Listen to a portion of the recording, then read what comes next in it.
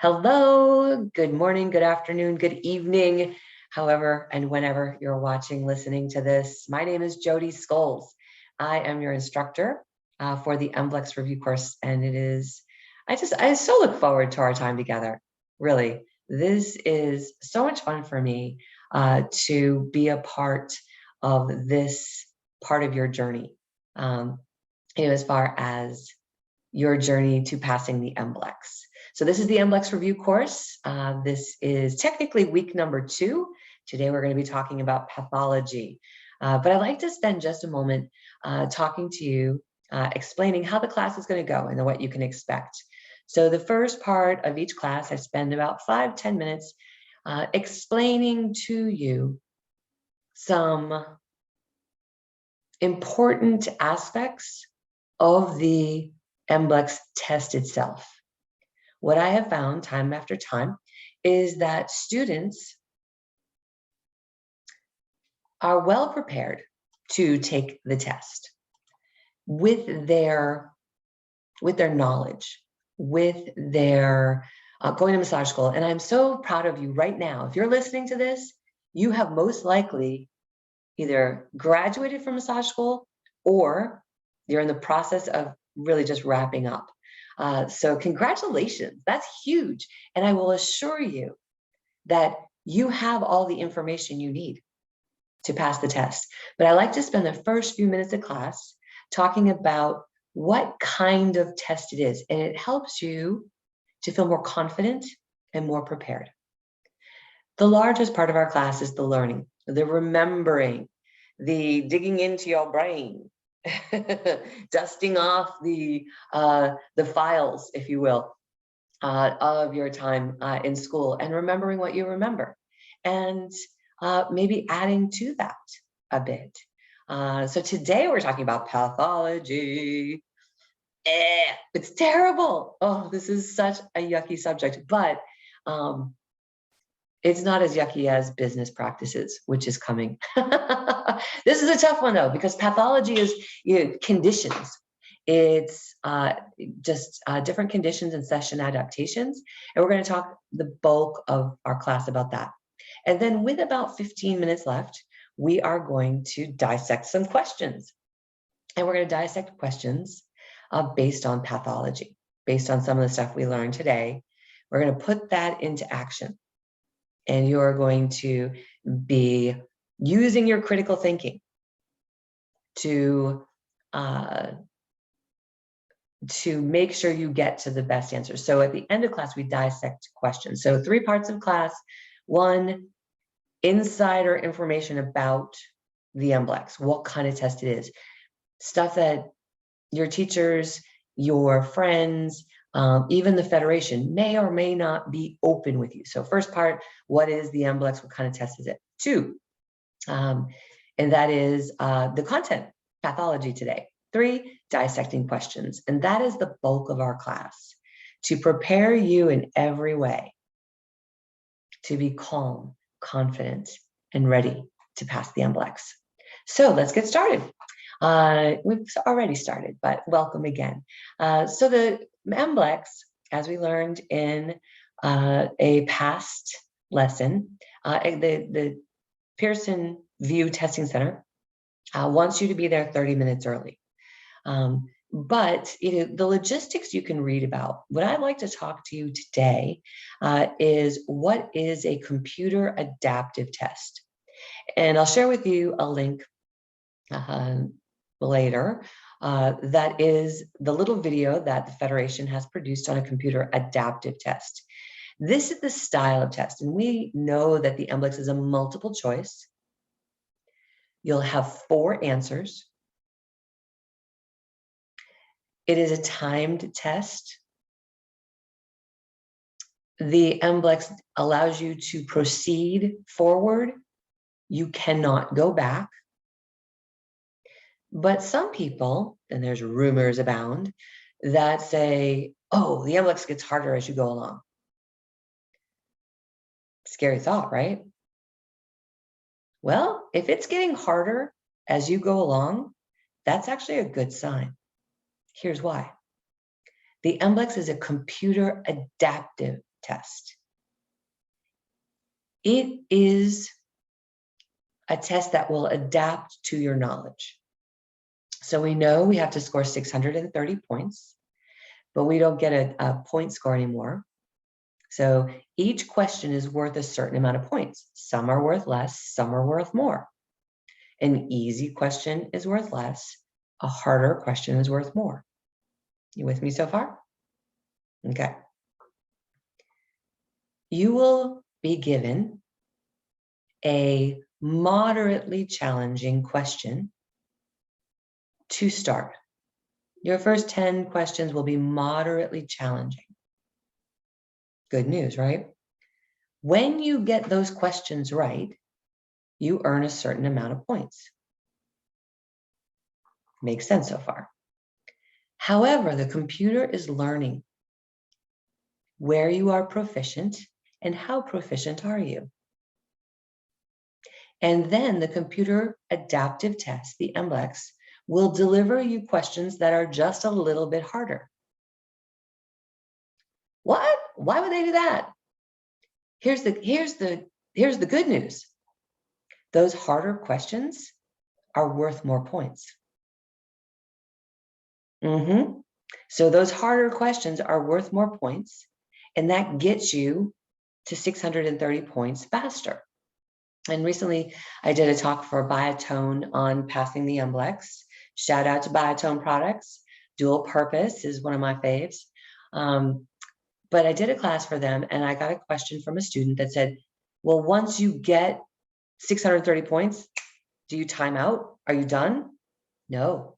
You have to finish the test. You have to finish all 100 questions. So the harder questions are worth more, which gets you to your goal even faster. So that is even more reason to take your time on the longer, harder questions. Take your time. You're earning more points. Now, conversely, if you get a question wrong, the computer is learning, and you will get an easier question in that category for your next question.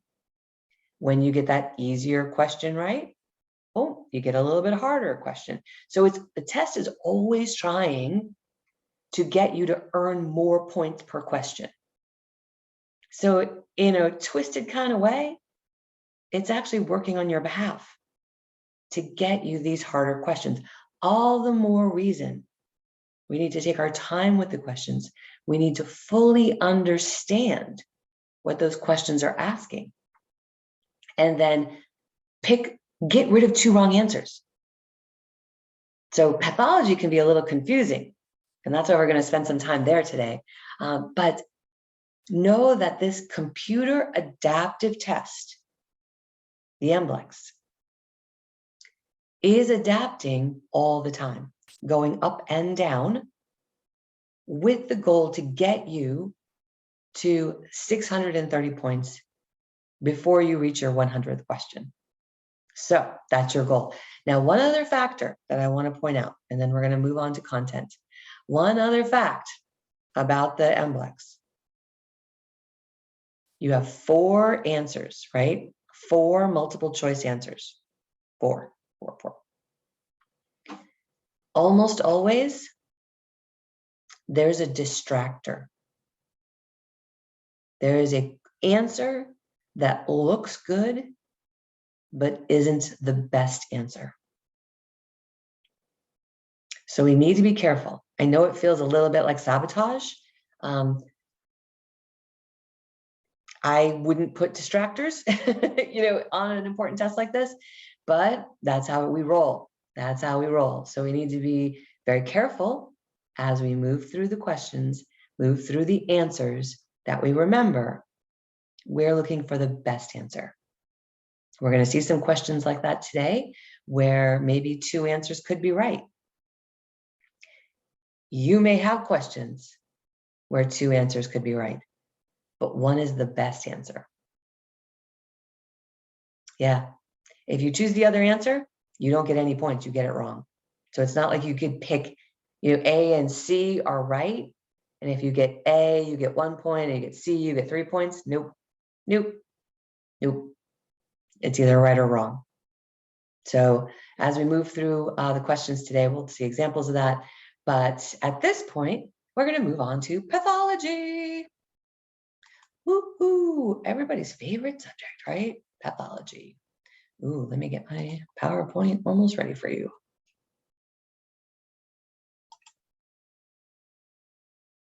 Okay, thanks for your patience. There's almost always a moment, in this class where I'm like, oops, I thought I was ready. So here we go. Okay, that should look nice and pretty now. So this is pathology for massage therapists. This is not pathology for nurses. It's not pathology for doctors. This is the pathology that we are going to deal with, that we are qualified to deal with in the treatment room. As a reminder, massage therapists do not diagnose and they do not prescribe. That is called scope of practice. However, we can assess and we can recommend. And so let's just take a look at what we've got going on. And I will tell you that clients will arrive for a massage and they will tell you, oh, what's something recent? Oh, I have compartment syndrome. What? Maybe they've read on the internet or something. Do not trust what your clients are telling you as far as the actual symptom, especially when it comes to rotator cuffs. They'll say, oh yeah, I've got this issue.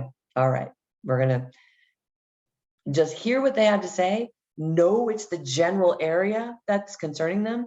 Oh, I pulled my hamstring, and they were pointing to their quad. Hamstring back, quad front, right? Quadricep. So just know that your clients don't have the training that you do. Clients don't have the training you do. I'm going to say it again. Clients don't have the training you do. That makes you the expert. That makes you the expert in the room. You may be working on a doctor. You may be working on a nurse. That's great. How many full body massages have they done? Usually none. Yeah. All right. So you're the expert in the room. And this is going to become important at the end of your session because as the expert, you're the only one in the room who knows when that client should come back for their next massage. That's right. Yeah. We have a moral obligation to share our opinion with our clients as to when they need to return. A moral obligation. It might feel like you're selling. Get over it. You're not selling, you're sharing. You're sharing from your area of expertise. Yeah. And your client really, really, really doesn't know. Really doesn't know when to come back for their next session. So please take the time to assess. And here, I'll give you one other point and then we're moving on. It's always either 2 weeks or 4 weeks, unless it's a very special situation. I'm going to pause here for just a second. 2 weeks or 4 weeks, make the recommendation. Are they acute? Are they chronic? If you don't know what it means, look it up. Are they in constant pain? Maybe they need to come in tomorrow. Maybe they need to come in, it's Tuesday and they need to come in Friday. Those are exceptions to the rule, right? Normally 2 weeks or 4 weeks, pick one. Are they in pain? How much pain? Maybe come back in a week. But you're the expert, you get to decide. All right. I'm off my soapbox onto pathology. All right, welcome back. Welcome back, I'm so glad you're here. So the objectives for today is we're going to talk about 10 common pathologies. We rarely get through all of them, don't worry. The longer lesson is available for you. We're going to talk about the effect of massage on different pathologies, the symptoms, how to identify the symptoms of common pathologies. My favorite is we talk about session adaptations. And this is a very popular question, very popular questions on the MBLEx. How do you adapt your session? And then after we're done, you'll feel confident taking the quiz that, well, we're going to go through some questions today, but then also if you're listening, you get access to the questions, the practice quiz, which will be coming in a link directly to your email box. All right, what are we going to cover today? Going to start with some tendon disorders. Talk about headache, whiplash, sprains and strains, carpal tunnel. Given that we have time, we'll go to myofascial pain syndrome and how that differs from fibromyalgia. We will talk about some postural deviations if we have time, and then osteoarthritis versus rheumatoid arthritis. So it's a big chunk, but here we go. All right, tendon disorders. Now, you'll find that I talk a little fast, but you can always go back and rewind. So tendon disorders, what do those look like? All right, Achilles tendonitis, tennis elbow, golfer's elbow. And we'll talk specifically about that, but we'll talk about the difference between tendonitis and tendinosis. And for those of you who aren't driving right now, Achilles tendonitis. Put your hand on your Achilles. Can you reach it? Remember where your Achilles tendon is? Right above your heel. All right, let's go. Let's go, speed racer. Achilles tendonitis.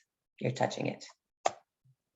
So the Achilles is at the distal end of the soleus. Now, these are phrases, these are terms we learned last week, and we learned in navigating the body. So if you're listening on YouTube or you're listening, look for navigating the body to go over these terms like distal and proximal. We've covered them, so you should be kind of vaguely familiar. Distal end of the soleus. So let's take a look. We see a picture here of the gastroc, right? That nice big gastroc. Thank you for your patience. Gastroc, moving down. Under the gastroc is the soleus. So that's a really good thing to remember. You've got that nice big bulby muscle of the gastroc. And under the gastrocnemius, right there, is the soleus. So the soleus is single, and the soleus comes down and it turns into the Achilles tendon. So to treat this, we have to actually treat it in two different ways. But right now we are identifying Achilles tendonitis and what is it. So you'll see it's the distal end of the soleus, the reciprocal muscle. Remember reciprocal muscles? Did you ever do reciprocals like when you were in grade school, like fractions? Like 3/4, 4/3? It just means the front and the back. So the reciprocal muscle of the bicep would be what? Tricep, right? Reciprocal muscle of the thigh, the quadriceps. What is the back? So if the quads are the front, what's the back? Hamstrings, right? Good. So oddly enough, every muscle has a reciprocal. And the way we treat Achilles tendonitis is we work the reciprocal. So we're seeing a picture here of exactly where that Achilles is. And the reciprocal muscle is the posterior tibialis. You won't get this on the MBLEx, I'm just telling you. But just know that you're going to need to treat this to have an effective treatment of the Achilles tendonitis. So working the Achilles sometimes makes it worse. We want to work the posterior tibialis. Direct message me if you need to know how to do that. What you will get on the MBLEx is the theory of reciprocal muscles. So now you know. Moving along, tennis elbow. So we've got tennis elbow, and we're going to cover golfer's elbow too. Let's talk about where do people feel the tennis elbow. So tennis elbow is also called lateral epicondylitis. It is called lateral is because it affects the lateral part of the elbow.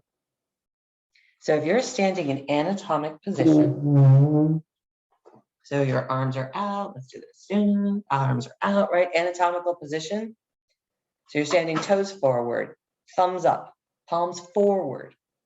This is anatomical position. So if you're in the car, if you're at your desk, put your hand into anatomical position. Okay. What's lateral on the elbow? When I am in anatomical position, my arm is out, right? And so lateral ends up being here. So we can see the lateral epicondyle. Epicondyle is a fancy word for bony landmark, an epicondyle. And you'll see it here right at the end of the humerus. Here's the ulna. And here's where people tend to feel that. So that's in the lateral epicondyle.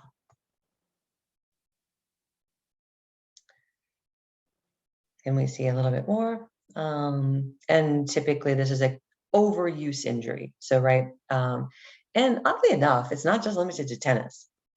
And when we have tennis elbow, when we have tennis elbow or golfer's elbow, sometimes it doubles up, sometimes it moves. But technically, scientifically, lateral epicondylitis is considered tennis elbow. Let's take a look at golfer's elbow, okay? So if tennis elbow, they feel on the lateral. Golfer's elbow, where would they feel it? Yeah. What's the opposite of lateral? Opposite of lateral would be medial. So golfer's elbow is felt on the medial epicondyle. So again, we're in anatomical position. You can see my arm. Sorry, you can't see the rest of me, but that would be hard. So medial, right? Closer to the body. So if you can see the side of my body, I'm in anatomical position, palms forward, lateral, medial. Lateral, further away from the body, medial, closer to the body. So golfer's elbow affects the medial epicondyle at the distal end of the humerus. Humerus, long bone of the arm, right? Radius and ulna, two bones in the bottom of the arm. So humerus, distal end, away from, proximal, closer to, distal, away from. So the distal end of the humerus. Touch your medial epicondyle, right? Medial. It's on the pinky side. So sometimes when you play golf, they do this with their club. Do you ever do this in tennis? No, you do not. One arm or two-handed backhand, right? You never cross your pinkies, but sometimes, or cross your fingers like this. But sometimes in golf, they do. And this is one way I remember that golfer's elbow, pinky side, medial side. And maybe if you play tennis, you might remember there are lateral lines on a tennis court. Lateral. You've got to keep it in the boundaries, right? There's lateral lines to the tennis court. Lateral epicondylitis. Lateral part of the arm. Just a few little learning terms. Okay. Medial epicondylitis. You massage. You can use cross fiber friction. You do it on both sides and be gentle because it's an inflamed tendon. You know, we don't want to make it worse, but sometimes it gets worse before it gets better. Just that's not your fault. That's how the body heals. But we do want to own it. And so sometimes I even tell my clients, look, this might feel worse before it feels better. Yeah. And ice and heat, are also okay to use. Let's move on because we've been talking about tendon disorders. And tendon disorders can be one of two things, and they're very different. And if you get this question on the MBLEx, I really want you to understand the difference between itis and osis.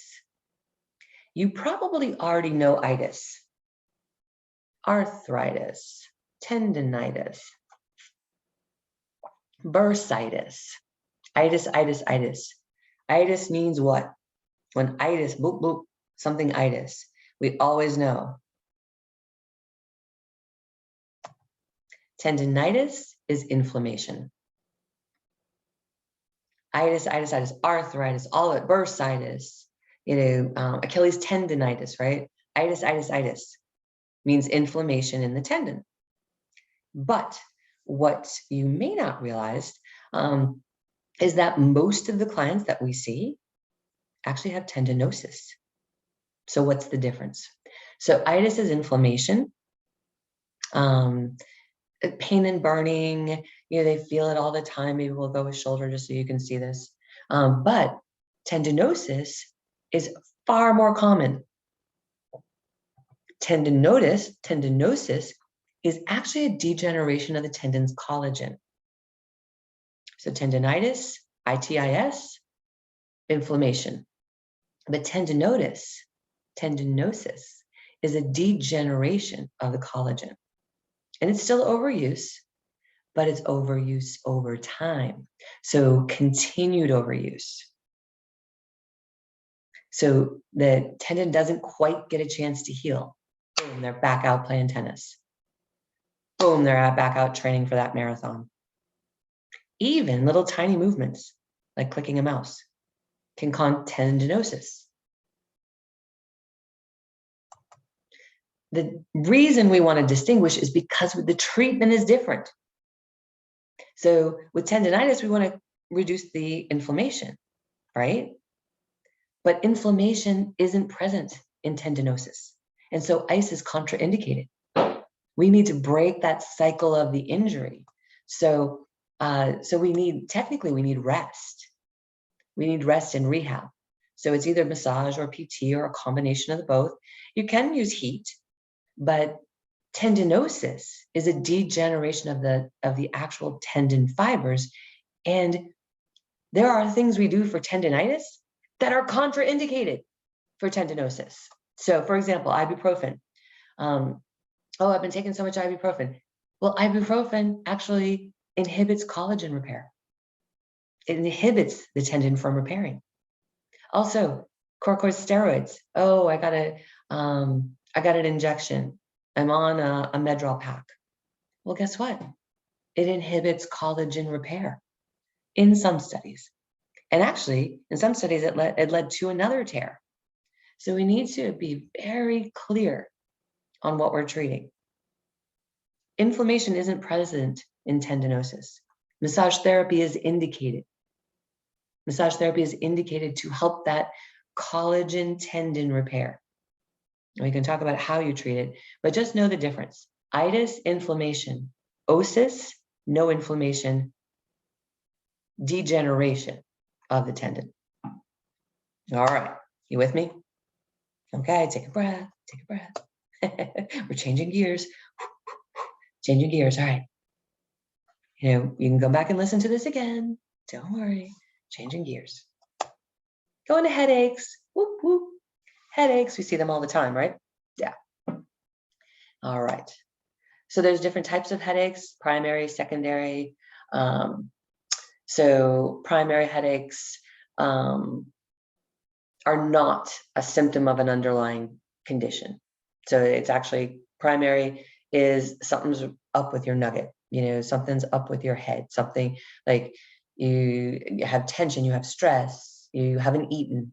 That's a symptom of an under. Secondary headache is underlying condition. You haven't eaten, low blood sugar, those types of things. Let's explore this just a little more. Different types of headaches and what is a headache. So examples of primary headaches. And headaches are considered a neurological condition. Straight up headaches, a neurological condition. So the different types of primary headaches, primary being one of these, migraine with an aura, tension, exercise. Sound familiar? Yeah. What can be causing the headache? That's, migraine headache.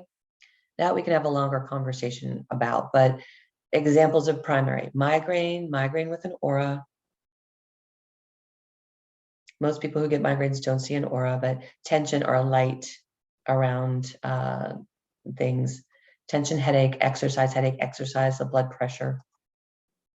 So some primary headaches are the result of lifestyle choices. Some people get a headache from red wine. Some people get a headache from processed foods. Some poor posture, skipping meals, stress. Secondary headaches. All right. This is saying that there is an underlying condition. So when we look at this, these aren't particularly conditions, these are lifestyle factors. However, we cross over to secondary headaches. So acute sinusitis, so sinusitis, itis, right? Acute sinusitis, that's acute inflammation of the sinus cavities.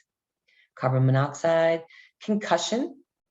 Many times there's a headache associated with concussion, dehydration, dental problems, middle ear infection. So the secondary headache is telling us that the headache is a sign of another condition. All headaches, neurological conditions, primary, secondary. Neurological disorders, if you will. But I don't like using the word disorder. In fact, we're going to pause here for just a second because most of us have heard of PTSD, right? And now I'm changing gears completely on you for a second to talk about disorders and the importance of your words. The importance of your words in the treatment room. Please don't give your clients a disorder. On the test, you're going to hear about, oh, what's a neurological disorder? What's PTSD? But PTSD, post-traumatic stress disorder, is now being called PTSI, post-traumatic stress injury. Light is flickering. Oh, light is dead. Okay. Oh, well. So post-traumatic stress injury. An injury we recover from. A disorder is with us for life. It's a badge, right? I have post-traumatic stress disorder. Some do, many do. Not just from their experiences of war, but from experiences of trauma. Let's not give our clients a label. Oh, you have PTSD. Great. Not great, but I like to think of it as PTSI. It's an injury that you're recovering from. Do you see how that lands differently? Yeah. So let's be careful with our words. I could do a whole hour on words. Clients are never a mess, by the way. They're always getting better. Yeah, this is a challenge. This area is a challenge, but it's getting better. It's responding well. Please don't tell your clients they're a hot mess. Yeah, we don't want to give them that label either. All right, let's go back to our slideshow. Headaches. So secondary, primary neurological disorder. Other causes of secondary headaches can be, pretty serious. Encephalitis, HBP, high blood pressure, some medications, overuse of some medications. It can even be a sign of a stroke. So we do need to be aware of headaches. And if they are disrupting the activities of daily living, then they should be under a doctor's care. They would benefit. They would benefit from being under a doctor's care. All right, ready to change gears again? I think we're going to get through maybe 2 or 3 more categories. Oh, all right, we're moving away from headaches into whiplash. Whoop, whoop. Whiplash is really a very straightforward condition. Whiplash is the result of a forceful, rapid back and forth movement. So like a cracking of the whip. So back and forth, and that can happen, of course, from a rear end car collision is probably the most common, but there are also other ways. So a sports accident can be sometimes from physical abuse or another trauma, but it's that forward whipping motion, that back and forth. So back and forth. And usually it's, well, you'll see when you treat it, but Whiplash, that's what it is. Often from a rear end car, not a front end, not a side collision, rear end only collision in the auto accident. The other types of accidents, and I've seen this question on the MBLEx. I've seen it presented for an MBLEx test question where they say, oh, the front end car collision. Nope, never whiplash. That is never whiplash. It can be a soft tissue injury, but it's not called whiplash. Whiplash is contraindicated for the first 72 hours. Why do you think it's contraindicated? All right, in this, I can see this slide needs to be fixed, but it does not actually give you the answer. Why is it contraindicated? So yes, the tendon needs to regain its normal tensile strength, but there's something else. Any thoughts? All right. The reason it is contraindicated for 72 hours is because that is the time that the adrenaline will be staying in some people's system. It depends on their metabolism, but the amount of time that the adrenaline, epinephrine, norepinephrine, adrenaline mostly is in their system, because adrenaline can mask the signs of whiplash. Maybe you have a friend who was in a rear end car collision. They get done and they see them that same day and they're like, no, actually, I'm okay. Actually, I'm really lucky. I feel fine. They wake up the next morning and they're like, oh my gosh, my neck. That's because the adrenaline has left their system. Adrenaline is released when we have a traumatic situation. It helps us to run faster, to get away from the tiger, it's in that fight or flight, right? And so our endocrine system, right, is releasing the hormones, adrenaline, and we're having this fight or flight response. Depending on the metabolism, it can mask the symptoms, and that's why it is contraindicated for 72 hours to work on anyone who has been in an accident. Unless they're cleared by a physician. If they have been to the hospital, they've been cleared by a physician, technically you are allowed to work on them, but I wouldn't recommend it. Wait 72 hours. You don't even know what the symptoms are yet from this accident. You can't. I mean, the doctor might have, done an x-ray, that's great. But what about soft tissue injury? That's what we normally deal with. So it's contraindicated for 72 hours. All right, that's all you need to know about whiplash. Changing gears. Here we go. Moving into sprains and strains. Now this does reflect a little bit back on whiplash, because sometimes we're asked the muscles that are affected in a whiplash, but let's understand it from the lens of sprains and strains. This is going to be our last category before we go into dissecting questions. All right, a sprain is a stretching or tearing of the ligaments. Here's an image if you're seeing this and not just listening. Here's an image of a sprain. It's purple, a purple ankle. So ligaments do what? Ligaments and tendons, right? Ligaments attach bone to bone. A sprain is a stretching or a tearing of a ligament. A strain, S-T-R-A-I-N, strain, speaks to a muscle or a tendon. And we have here an image of a strain where we do see a big black and blue, but this is a muscle or a tendon. And what do tendons do? If you can read, you can see it. Yes, so tendons connect muscles to bones. Ligaments connect bones to bones. Tendons connect muscles to bones. A strain is a tendon. So also here's a little learning tool, ST, strain. You'll see I've actually capitalized the letter T in strain and I capitalized the T in tendon. Strain, tendon or muscle. Whereas sprain is ligaments, no letters we can play with there, but strain is a tendon. And what do tendons do? Attach muscles to bones. Attach muscles to bones. Okay, very good. That's all you need to know about strains and sprains. maybe you'll know some treatment of them, but let's change gears. Oh, you know what we're going to change gears to? We're going to dissect some questions. So our next category would have been carpal tunnel syndrome, but we're going to pause there and we're going to go to our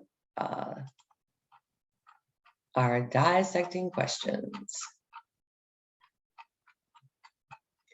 Oh, yes, and I have a few on the end of the PowerPoint here, so I'm going to start with those. You know what? No, yeah, I will. Okay.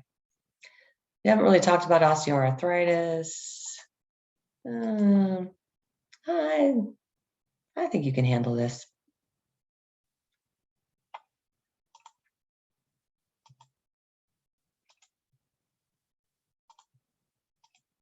All right, we're going to dissect this question. It put me back to the wrong one. All right, this is all we had left to do. So here we go.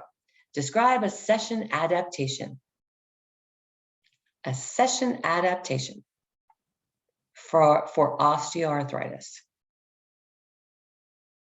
So sorry that you can see all those things on the side. We'll squish that out. There we go.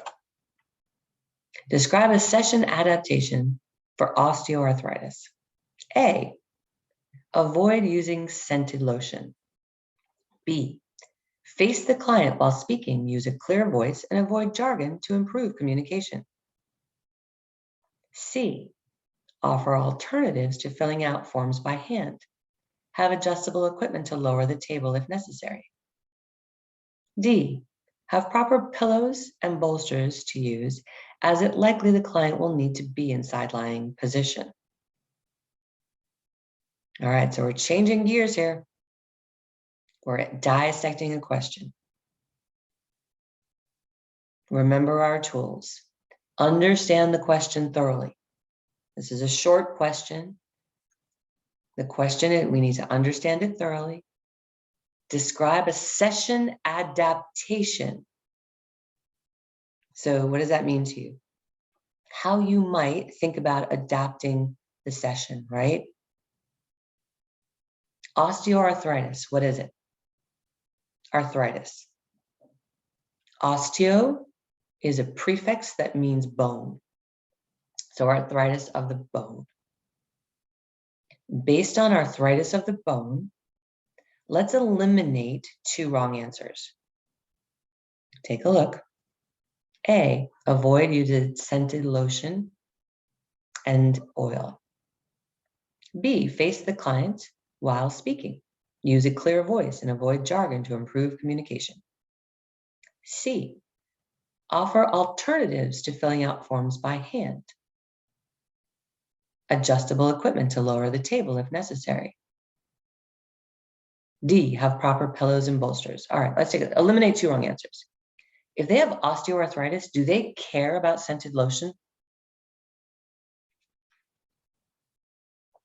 I'll tell you, avoid scented lotion and oils in general in your practice because you never know who's sensitive to them. Or if you like using them, have options available to your clients. But it has nothing to do with osteoarthritis. Ooh, good. We got the chat going. Yes, here is the chat. So you can answer in the chat. So we can eliminate A and B. Hallelujah. Yes, we can, Alicia. Yeah, we can eliminate A and B. Oh, good. Thank you, Muriel. Yep, take out A and B. You are exactly right. Missed that one. So thank you for that. Yes, neither A nor B. So now we get to pick the best answer. The best answer, right? So osteoarthritis, offer alternatives to filling out forms by hand. Have adjustable equipment to lower the table if necessary. Okay. Letter D, have the proper pillows and bolsters to use as it's likely the client will need to be in side-lying position.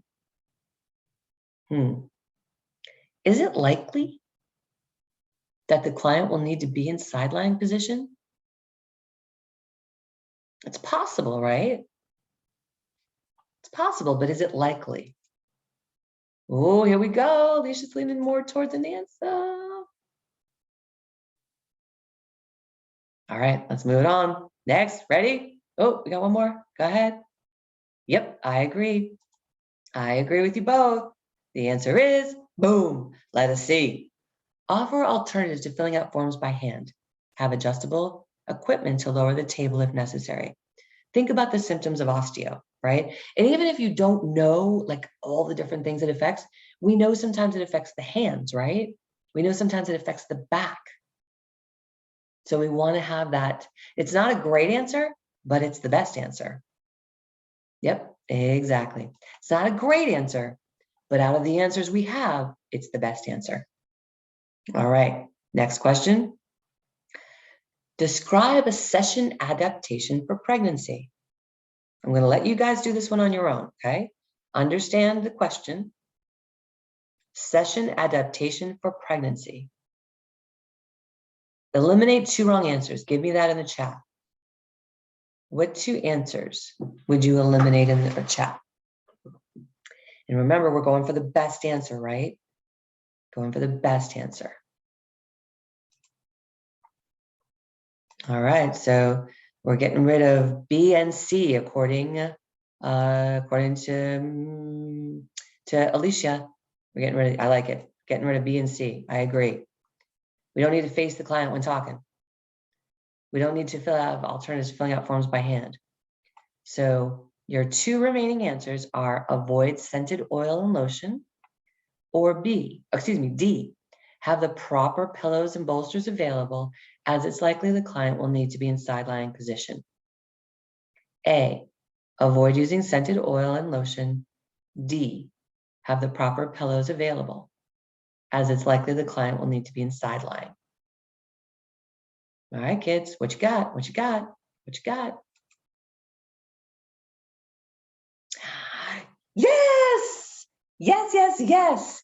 All right. Yes, Muriel, D, right. And Alicia, yes, both are correct. It's a perfect example of these distractors. That could be distracting. You don't want to use scented oil or lotion during why? Because a pregnant woman, yeah, exactly. I can't remember they need to be in a certain position. If they're, I'll tell you that, talk to that in just a second, but you don't want to use scented oil or lotion because sometimes a pregnant woman is nauseous and it can make her feel worse. Plus, we don't want to have essential oils, affecting any part of their metabolism. D, if this woman is over 3 months pregnant, you are probably going to be working on her inside lying position. If she can't lay on her stomach, right?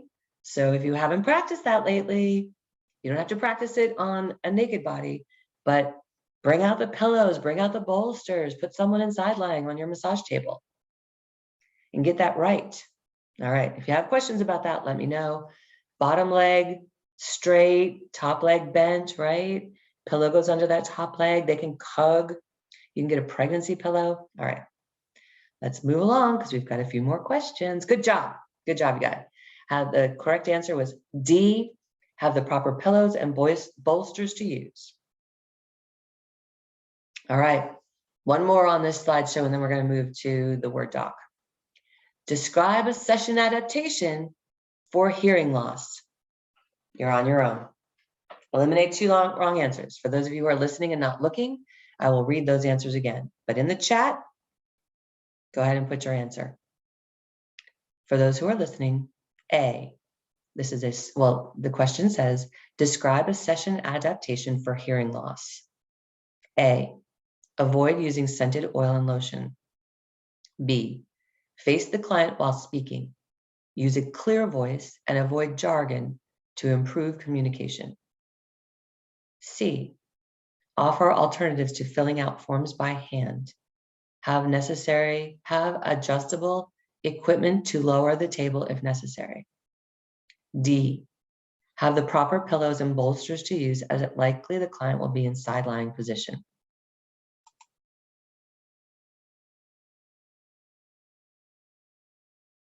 Right, so we're eliminating 2 wrong answers. Correct, we're getting rid of A and D, don't need them. Has nothing to do with hearing loss, right? Okay, avoid stereotyping here. So we have 2 remaining answers, B or C. Describe a session adaptation for hearing loss. Now, stereotyping, you might be thinking old. Think about young people with hearing loss. The Gaudet University in Washington, D.C. is a university for the deaf.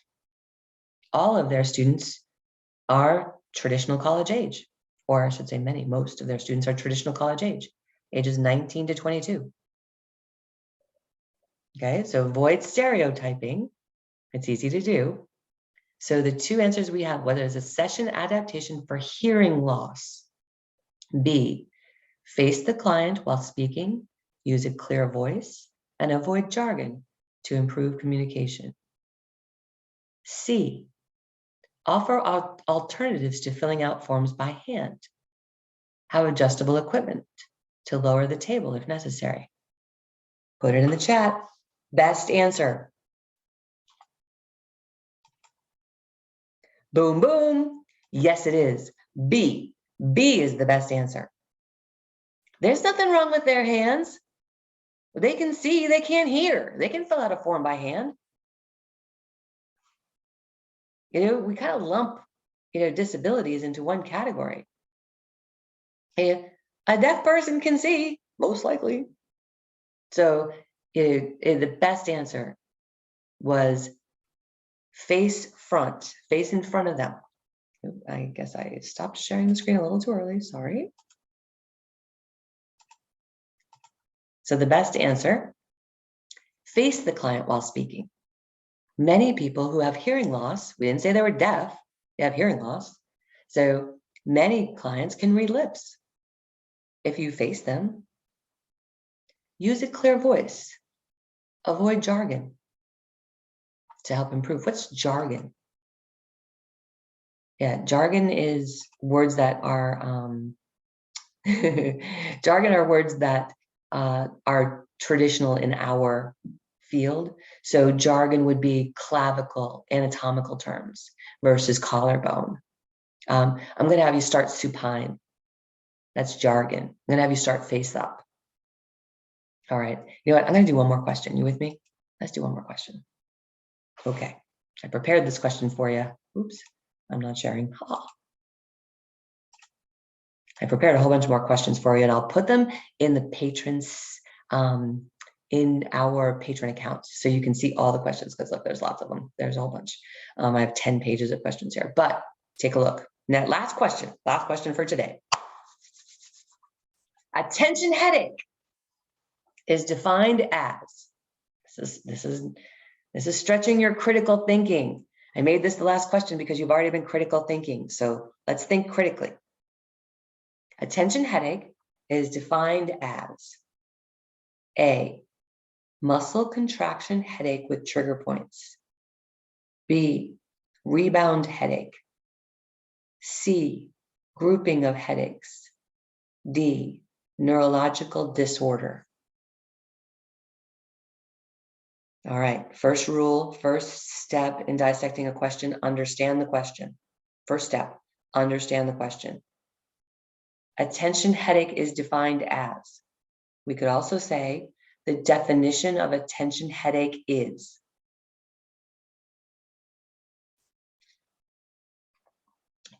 What two answers would you eliminate right now? A muscle contraction headache with trigger points. A rebound headache.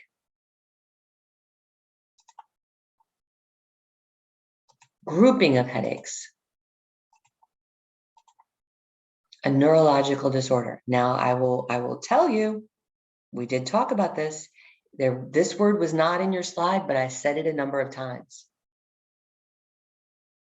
I asked you not to give anybody this.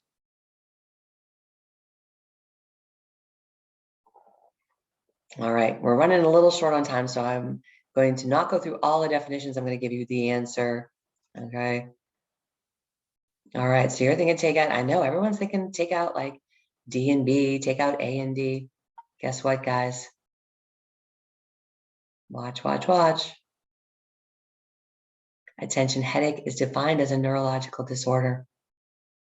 What? That sounds horrible, right? Look at this slide. These are all neurological disorders. This was a very tricky question. It was a tricky question. It was a tricky question because let's look again at that question. Each of these are types of headaches. Take a look at the next picture.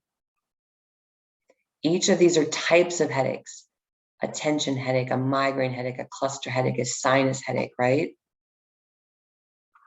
So the question said, is it a rebound headache? Is it a grouping of headaches? Is it a muscle contraction headache with trigger points?